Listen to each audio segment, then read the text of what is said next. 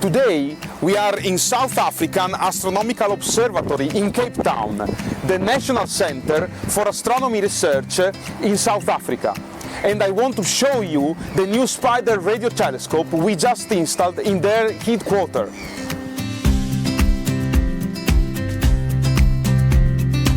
Here, astronomers make fundamental research in astronomy and astrophysics. And South Africa is one of the countries involved in the incredible SKA radio telescope, and that's why the interest in radio astronomy is very high. And this is where we install a brand new Spider 300A radio telescope with a 3-meter diameter antenna and huge weatherproof mount that allow you to do radio astronomy also in bad weather and high windy conditions.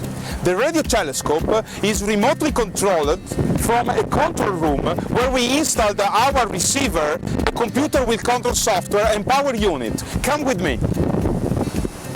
In the rack, we just installed our radio astronomy receiver with the power and data control for the radio telescope and the computer with the Radio Universe Pro software to control the radio telescope, collect and process data. The Spider 300A radio telescope is now ready. Let's do our first light.